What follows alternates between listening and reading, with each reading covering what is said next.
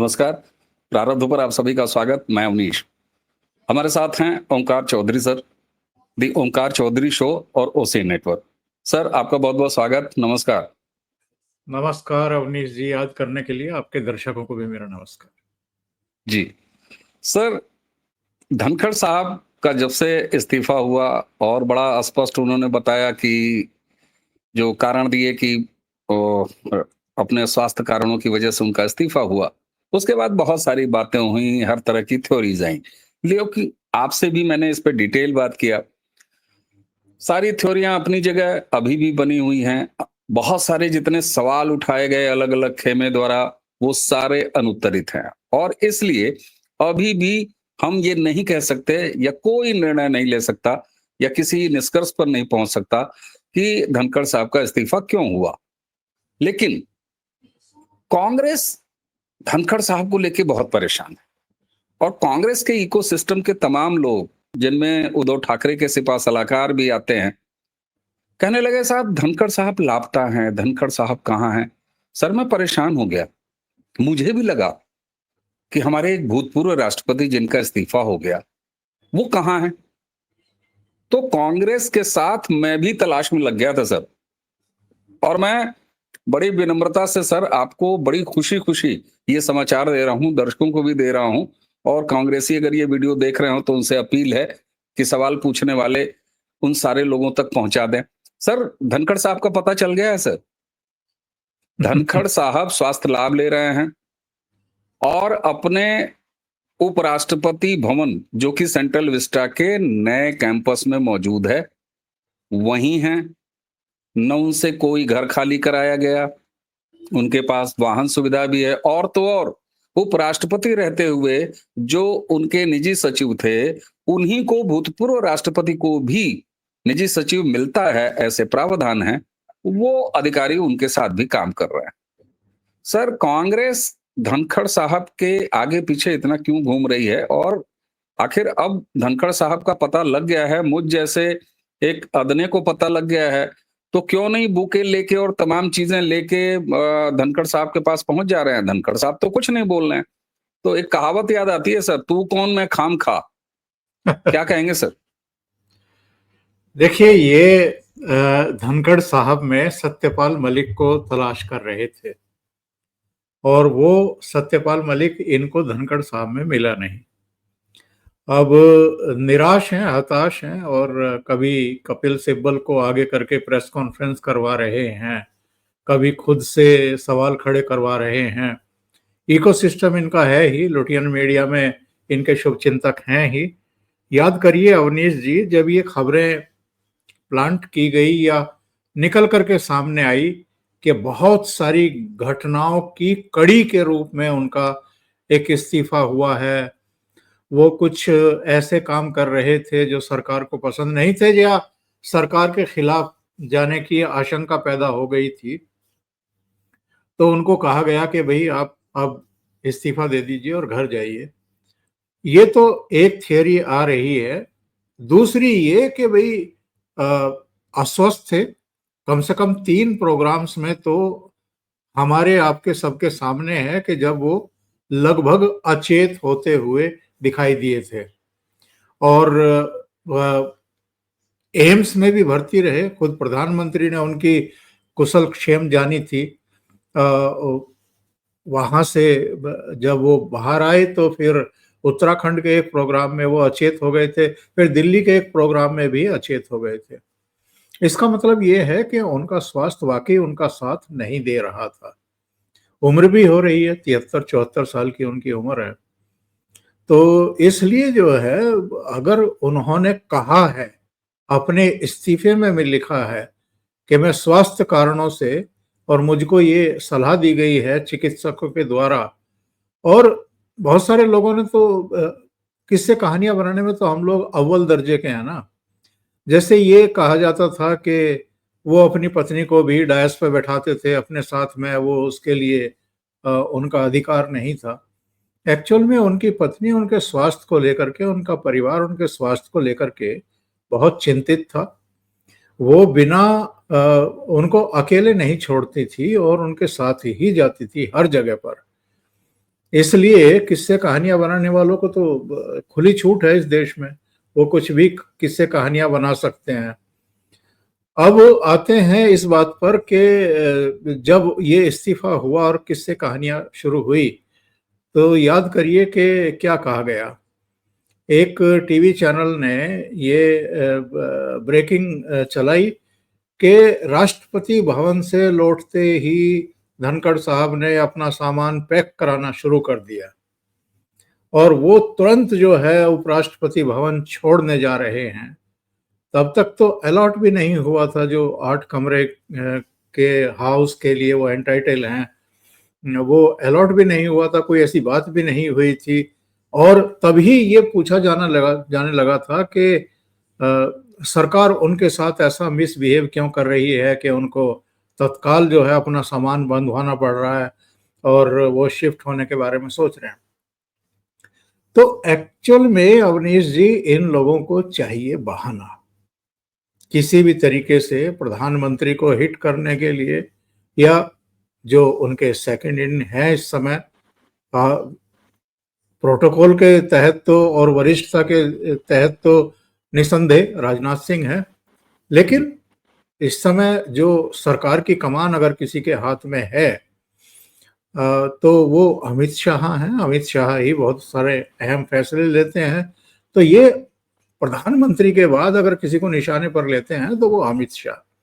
कपिल सिब्बल की जो press conference थी उसमें तो सीधे सीधे निशाना प्रधानमंत्री पर था, लेकिन टारगेट जो है वो अमित शाह थे। और उनसे पूछा जा रहा था कि दिल्ली की रक्षा, सुरक्षा, कानून व्यवस्था, और चूंकि उपराष्ट्रपति उन्हीं के उसमें आते हैं और राष्ट्रपति, ये सारी चीजें तो उनके बारे में कम से कम होम मिनिस्ट्री को तो जानकारी होगी, दिल्ली पुलिस को तो जानकारी होगी, या आईबी, या अगर उनका वश चलता तो वो रो का नाम भी ले लेते, उनको तो जानकारी होगी ही कि वो कहाँ गायब हो गए, कहाँ लापता हो गए। और लैंग्वेज देखिए उनकी क्या थी। उन्होंने अपनी प्रेस कॉन्फ्रेंस में कहा था कि लापता लेडी के बारे में तो सुना है, एक फिल्म आई थी लापता लेडी, पर लापता उपराष्ट्रपति के बारे में हमने कभी सुना नहीं, और अगर वो गायब हैं तो उनके बारे में गृह मंत्री अपडेट करें। अच्छा, ये कौन कह रहा था? कपिल सिब्बल। कौन कपिल सिब्बल? जो कुख्यात हैं तमाम ऐसे अपने कारनामों के लिए। इन्होंने, कौन नहीं जानता है कि 4 जस्टिसेस को प्रेस कॉन्फ्रेंस के लिए उकसाया था जब जस्टिस दीपक मिश्रा सीजेआई थे।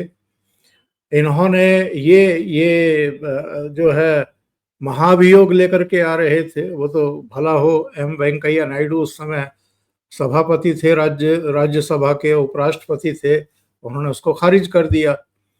और ये तो पिछली बार जब धनखड़ साहब से इनकी टसलबाजी चल रही थी, कांग्रेस के नेताओं की, लीडरशिप की, तो ये तो धनखड़ साहब के खिलाफ भी महाभियोग प्रस्ताव ला रहे थे।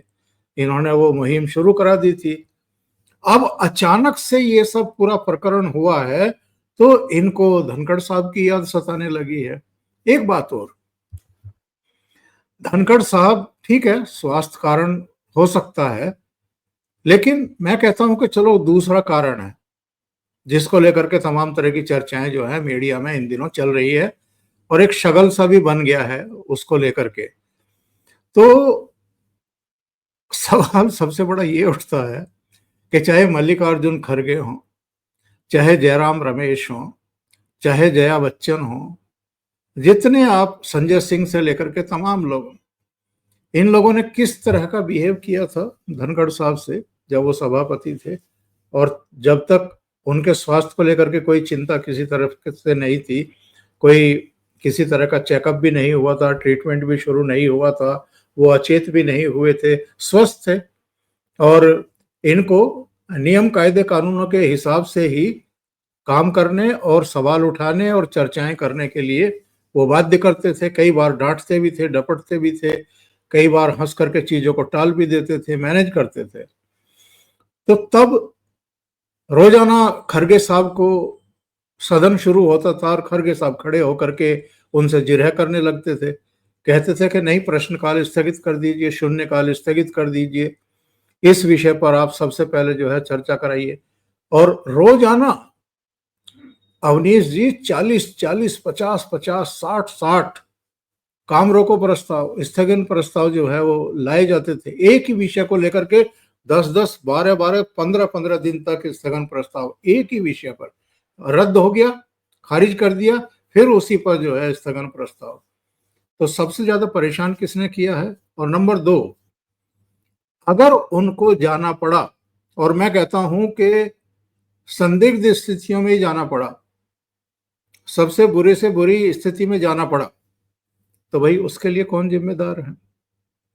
ये जो मीटिंग्स हो रही थी धनखड़ साहब के साथ, उनके ऑफिस में कांग्रेस के नेता कर रहे थे, या जो चीजें निकल करके आ रही हैं एक के बाद एक, कि कांग्रेस जो है वो उनको अपने विश्वास में ले रही थी या गिरफ्त में ले रही थी, या पता नहीं क्या सब जवाब दिखाए गए थे, कि चाहे राज्यसभा टीवी के संपादक मंडल के साथ उनकी मीटिंग रही हो, या विदेश दौरे पर प्रधानमंत्री जैसा स्वीट मांगने की बात हो, या उनकी फ्लीट में जो है प्रधानमंत्री जैसी गाड़ियों का लंबा चौड़ा काफिला हो, या मंत्रालयों में राष्ट्रपति और प्रधानमंत्री के साथ अपना फोटो लगवाने की बात हो, तमाम तरह की बातें, ये सब चीजें कब पैदा हुई, क्यों पैदा हुई, और किसका कंट्रीब्यूशन है इसमें? तो जो लोग ढोंग और पाखंड की राजनीति कर रहे हैं इस समय, और सबसे अहम बात ये कि भाई सबको पता है ना कि दिल्ली में उपराष्ट्रपति एन्क्लेव कहाँ बना है। गाड़ी उठाओ, ड्राइवर को कहो कि भाई चलो, अगर इतने ही फिक्रमंद हैं तो आप जाइए ना उनके घर, दरवाजे पर जाइए, वहां जो गार्ड है अपना मैसेज भिजवाइए कि साहब, वो कम से कम धनखड़ साहब नहीं आएंगे तो उनके जो सचिव नियुक्त हुए हैं वो आ जाएंगे आपसे मिलने के लिए। उनकी पत्नी जी से मिल लीजिए, उनके किसी रिश्तेदार से मिल लीजिए, आपके तो लिंक हैं, पुराने लिंक हैं, वो तो कांग्रेस में भी रहे हैं, तो आप राजस्थान का जो आपका लिंक है उनसे, उनको सक्रिय करिए, उनसे मालूम कर लीजिए। लेकिन कैमरों पर आकर के, प्रेस कॉन्फ्रेंस करके, बयान दे करके, ट्विटर हैंडल पर लंबे चौड़े बयान दे करके क्या साबित करना चाह रहे हो? क्या वाकई आप उनके लिए फिक्रमंद हैं, या उनके नाम पर राजनीति कर रहे हैं? बिल्कुल सर। और मैंने इसीलिए शुरू में कहा कि मुझ जैसा अदना आदमी अगर ये पता कर चुका है कि आदरणीय भूतपूर्व उपराष्ट्रपति जी अपने उसी नए कॉम्प्लेक्स में हैं और अपने भवन में हैं, गाड़ी भी है, बंगला भी है, वो फिल्म वाला डायलॉग, मेरे पास गाड़ी है, मेरे पास बंगला है, साहब अब निजी सचिव भी है।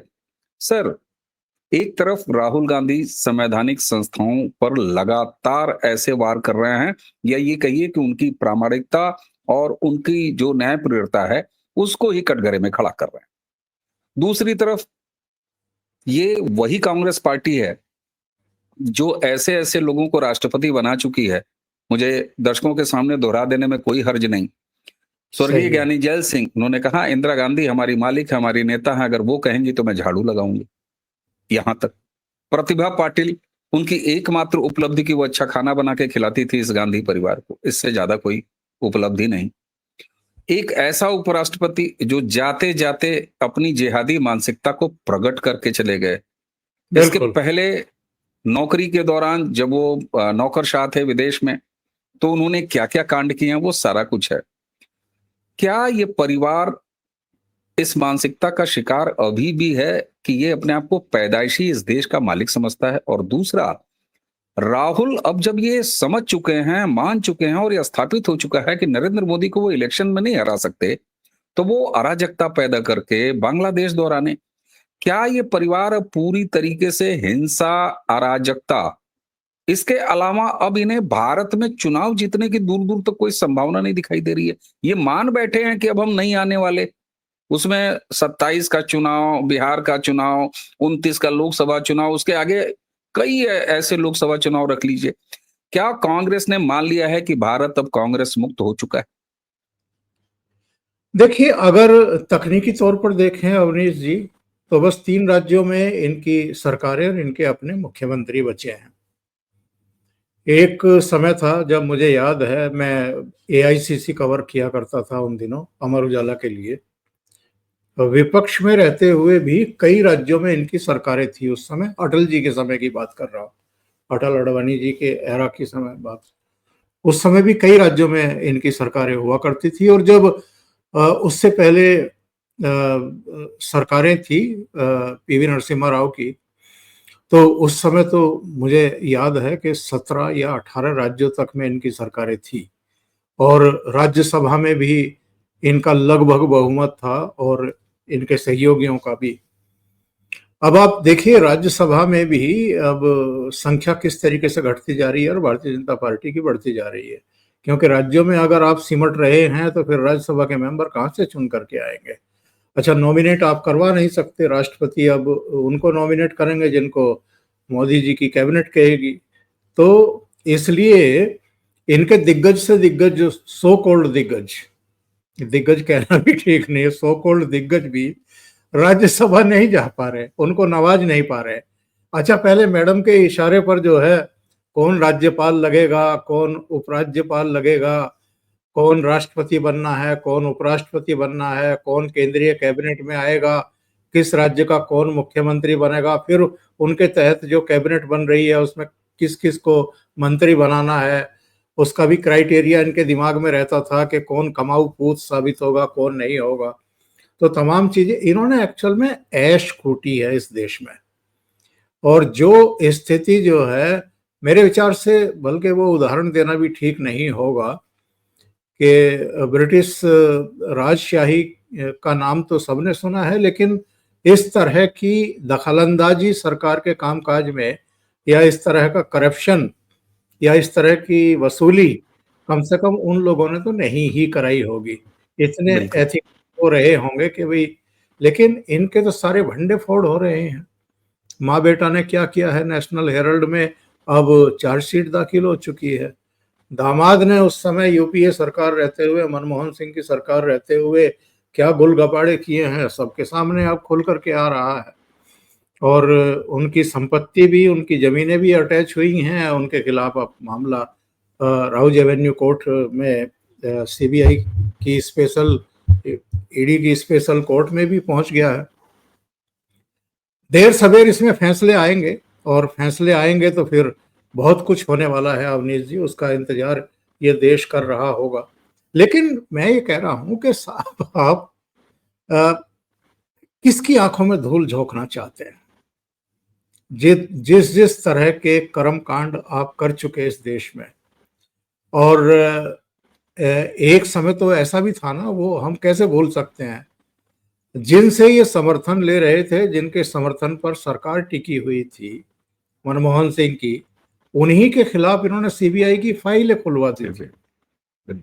मुलायम सिंह यादव और मायावती के खिलाफ इन्होंने जो है वो जांच वांच बैठवा करके उनको एक तरीके से टेरराइज किया हुआ था कि आपने समर्थन वापस लिया नहीं और आप जेल गए नहीं। तो इन्होंने सारे ऐसे धत कर्म कर रखे हैं। अब जो ये मामला है कि साहब, आपका सवाल एक बार फिर रिपीट कर दीजिए ताकि मैं भटकूं ना।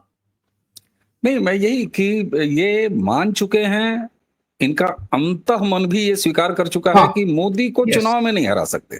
बिल्कुल सही है। तो अब आते हैं इस सवाल पर, मूल सवाल पर, कि अब कितने राज्यों में इनकी सरकार बची है? 3 में। 2 राज्यों में ये घुसपैठ किए हुए हैं, एक तमिलनाडु में और एक झारखंड में। राज्यसभा में इनकी ताकत घट चुकी है। लोकसभा में तीसरी बार भी 100 का आंकड़ा हासिल नहीं कर पाए हैं। सारे ही देश में अगर विधायकों की संख्या आप लगा लें, तो वो भारतीय जनता पार्टी के कुल विधायकों के मेरे विचार से 1/3 होंगे इस समय, बिल्कुल। इससे ज्यादा नहीं होंगे। तो सारा मामला इनका सिमटा पड़ा है, और ये एक तरीके से दीवार से लगते हुए जा रहे हैं। जो एक हनक हुआ करती थी, जो हल्के से इशारे पर बड़े से बड़े काम हो जाते थे, अब इनको कोई पूछ नहीं रहा। अच्छा, 2019 तक राजनाथ सिंह गृह मंत्री थे तो चलो उनकी बड़ी दरियादिली थी कि उन्होंने एसपीजी वगैरह वापस नहीं ली। 2019 के बाद जब अमित शाह आ गए तो उन्होंने सहानुभूति नहीं दिखाई इस परिवार के प्रति। और वैसे भी जो एक मूल नियम था वो ये था कि अगर कोई प्रधानमंत्री पद से हट गया है तो उसके परिवार को या उसको अगले 5 साल के लिए एसपीजी का सुरक्षा कवर रहेगा। लेकिन पीवी नरसिम्हा राव के टाइम में वो लगातार बढ़ता गया। उसके बाद अगर हम देखें तो बाद की जो सरकार थी, चाहे अटल जी की रही हो या फिर मनमोहन सिंह की बन गई थी, तो तब तो कोई छेड़ने वाला ही नहीं था। अटल जी भी थोड़े दरियादिली दिखाते हुए उन्होंने भी नहीं छेड़छाड़ की। लेकिन अमित शाह ने तो 2019 आने के बाद इनकी एसपीजी भी छीन ली। तो जो एक ऑरा था ना इनका बना हुआ, वो धीरे धीरे खत्म हो गया।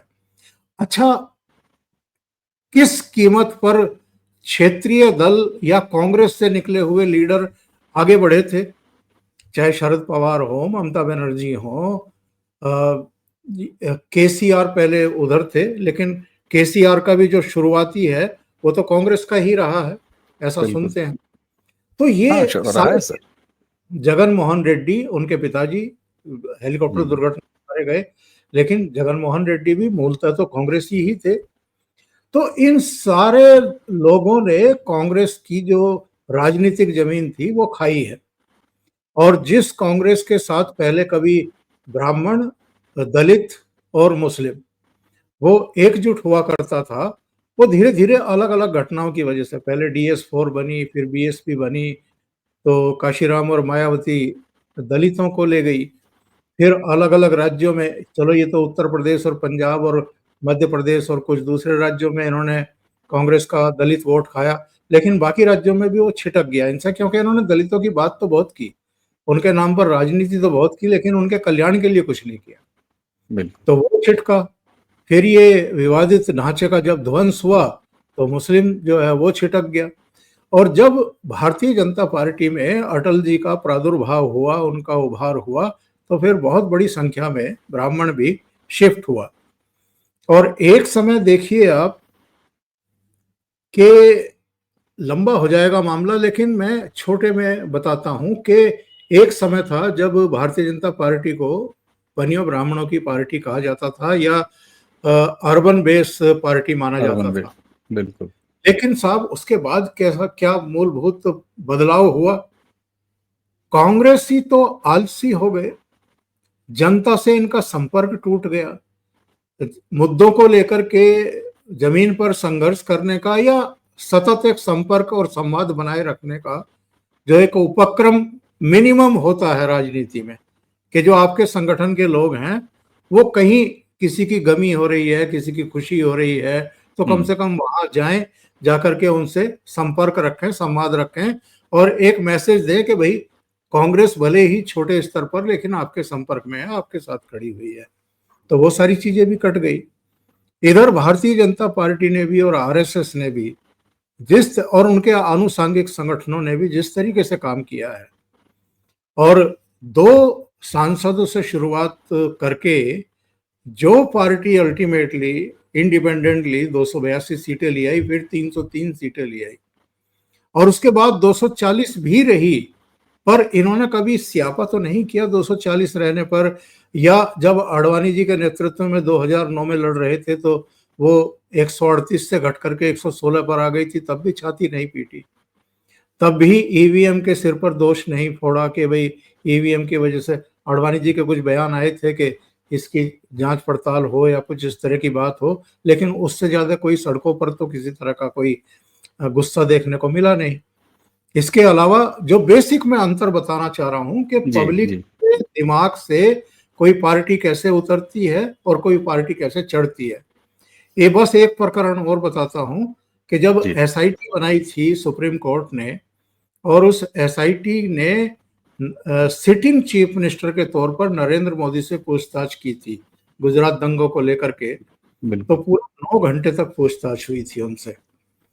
और उस 9 घंटे में एक अफसर का ही ये खुलासा हुआ था बाद में कि हमने सीएम साहब को कहा था कि आप कुछ पानी लेंगे, चाय लेंगे, आप खाना ले सकते हैं, खाने का ब्रेक ले सकते हैं। तो उन्होंने इनकार कर दिया था कि नहीं आप अपना काम पूरा करिए, उसके बाद देखेंगे। कोई तमाशा सड़कों पर नहीं हुआ था। वो तो सिटिंग चीफ मिनिस्टर थे साहब। वो चाहते तो वो तो पचासों 100 बसों में भरवा करके लोगों को वहां ला करके तमाशा करवा सकते थे। एक इतनी ताकत एक चीफ मिनिस्टर में तो होती है, इशारा करने की जरूरत होती है। लेकिन जब बिल्कुल। सोनिया गांधी और राहुल गांधी से इंट्रोगेशन कर रही थी नेशनल हेराल्ड केस में ईडी, तब क्या तमाशा हुआ था दिल्ली की सड़कों पर। इन्होंने अपने चीफ मिनिस्टर तक बुला लिए थे, अशोक गहलोत और छत्तीसगढ़ के चीफ मिनिस्टर। और यहाँ पर एक ऐसा वातावरण क्रिएट किया गया था कि पता नहीं क्या भूचाल आ गया। यानी ये कानून से भी ऊपर है, संविधान से भी ऊपर है इनका जो माइंड सेट। अच्छा, पब्लिक जो है ये खामोशी के साथ इन चीजों को देखती रहती है अवनीश जी। बिल्कुल।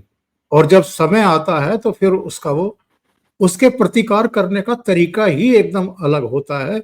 वो उस समय जो है लोगों को जगह बता देती है। तो ये इनको पता है कि आपने क्या क्या धत्कर्म कर रखे हैं, आपके कारनामे क्या क्या रहे हैं, और पब्लिक अब आपके साथ नहीं है।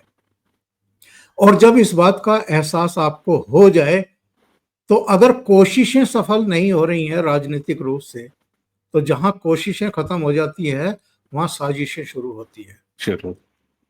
तो अब ये साजिशों पर उतर आए हैं और नंगई के साथ उतर आए हैं। इसलिए आप देखते हैं कि हर विदेश यात्रा के बाद कोई ना कोई टूल किट होती है इनके पास, कोई नया बिल्कुल। शब्द गढ़ा हुआ होता है। पहले चौकीदार चोर था, अब वोट चोरी है, जिसके बारे में अभी चुनाव आयोग ने 2 दिन पहले ही रिएक्ट किया है कि इतना गंदा शब्द यूज ना करें और मतदाताओं का अपमान ना करें। तो बिल्कुल। ये इनकी बदहवासी है और इनकी इनसिक्योरिटी है। इनको लगता है कि जब हम राजनीतिक तौर पर जीत नहीं पा रहे हैं इस आदमी से, और साहब जीतेंगे भी कैसे? वो आदमी तो देश के अलावा और किसी के बारे में सोचता ही नहीं है। बहुत सारे लोग कहते हैं कि नरेंद्र मोदी भी तो राजनीति कर रहे हैं। मैं कहता हूं कि राजनीति नहीं कर रहे हैं, वो राष्ट्र नीति पर चल रहे हैं। बिल्कुल। ये लोग राजनीति कर रहे हैं।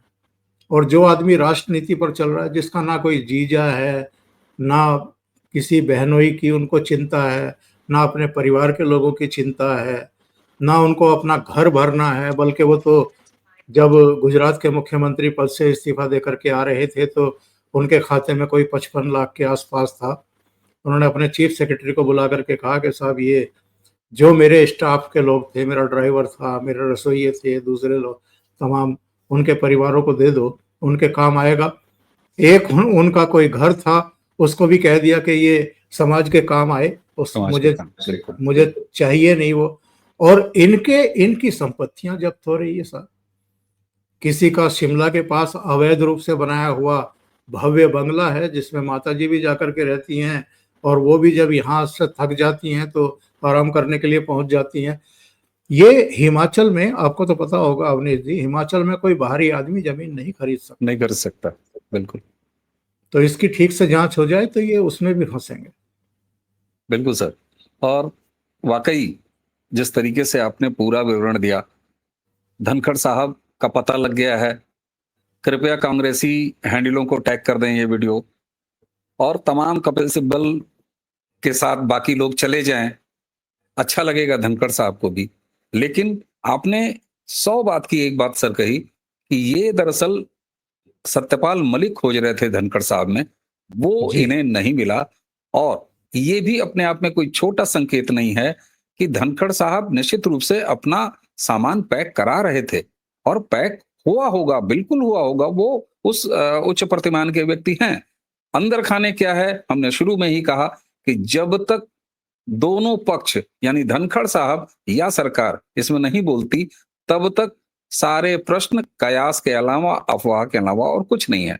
इसलिए आज राहुल गांधी तेजस्वी के साथ फिर एक बार बिहार में हैं, और जिस तरीके से बिहार में एसआईआर का वो विरोध कर रहे हैं, अब ये मान बैठे हैं कि हम बिहार का चुनाव भी हार रहे हैं और दर्शकों बेहद जिम्मेदारी से हम सर कभी भी कोई आकलन कौन जीत रहा है कौन हार रहा है ये नहीं करते। लेकिन मैं उत्तर प्रदेश की राजधानी लखनऊ में बैठा हूं और बिहार में बड़े संपर्क सूत्र हैं। बेहद गंभीरता और जिम्मेदारी से मैं ये बात कह रहा हूं कि न सिर्फ राहुल गांधी न सिर्फ तेजस्वी को ये एहसास है कि वो चुनाव हार रहे हैं।